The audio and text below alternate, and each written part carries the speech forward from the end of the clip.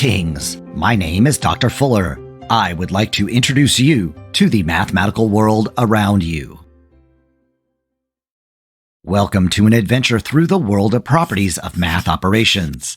In this video, I'll overview 8 basic properties of operations. I'll begin with addition. There are 4 properties of addition. The first is called the commutative property of addition. It states that the order in which we add 2 numbers does not affect the sum. For example, 2 plus 3 is the same as 3 plus 2. The commutative property of addition can be used to find the total number of pizzas ordered if 15 were cheese and 7 were sausage. The order that we add the numbers does not matter. Next is the associative property of addition. This property states that the way we group 3 or more numbers when we are adding them does not affect the sum. For example, the quantity 2 plus 3 plus 4 is the same as 2 plus the quantity 3 plus 4. Suppose you are baking some cupcakes and the recipe calls for 2 cups of flour plus 1/4 cup of flour plus 1 teaspoon of flour. The associative property of addition is like saying you can start by adding the 2 cups, then the 1/4 cup, and finally the teaspoon. Or you could start with a 1/4 cup of flour, add the teaspoon, and then add in the 2 cups. Then there is the identity property of addition. This property of addition states that adding 0 to any number does not change the number. For example, 2 plus 0 is 2.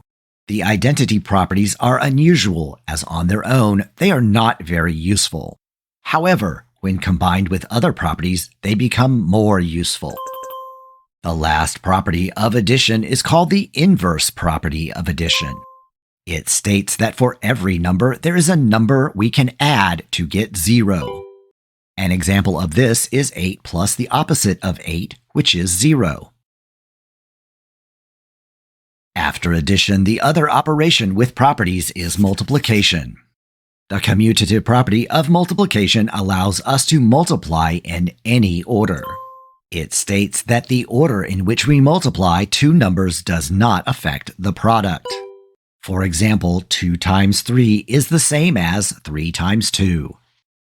Suppose you gave 5 candies to each of 3 friends for 3 times 5. The total is the same as giving 3 candies to 5 friends, or 5 times 3. There is also an associative property of multiplication. This property states that the way we group 3 or more numbers when multiplying them does not affect the product.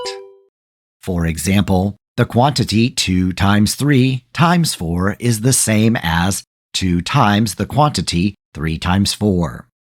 Imagine you have 6 friends, each with pants with 2 pockets. You give each friend 5 lucky chips to put in each of their pockets. This is the same as the quantity 6 times 2 times 5, which is the same as 6 times the quantity 2 times 5. Then there is the identity property of multiplication. This property states that multiplying any number by 1 does not change the number. For example, 2 times 1 is 2. This becomes extremely useful when we convert the 1 into a form useful to us, such as a fraction where the numerator and denominator are the same. You may have already seen this when learning about common denominators. The final property is the inverse property of multiplication. This property states that for every number except 0, there is another number that multiplies with the first to make 1. For example, 6 times 1/6 is 1. These properties can make solving math problems easier and are vital when working with math in high school and beyond. It's important to remember that these properties only apply to addition and multiplication. In my mathematical world, I have one little problem. I am at Ramon's learning about his secret sauce. Help me understand the recipe. He says you start by adding whole tomatoes, some onion, and smashed garlic to a large pot. Since the order does not matter that I add items to the pot, which property of operations is this like? Next, he tells me to add some butter. However, it must be added to the pot at the same time as the hot sauce or tomato paste. It is like the expression, the quantity H plus B plus P is the same as H plus the quantity B plus P. Which property is represented in this situation? Next, he adds in a spice blend. He says the blend contains 2 teaspoons of paprika. For every teaspoon of paprika, he combines 3 teaspoons of dried basil. For every teaspoon of basil, he puts in 2 teaspoons of oregano. Which property is this similar to when the order doesn't matter? Write a math statement to represent this situation. Ramon says he adds no black pepper to his sauce, which he says is like the commutative property of multiplication. If he is correct, explain why. If he is not correct, which property is most like this situation? After the sauce cooks for many hours, Ramon purees the entire mixture. He then uses ice to cool the sauce 30 degrees. This situation can be represented with 30 plus the opposite of 30 is the same as 0.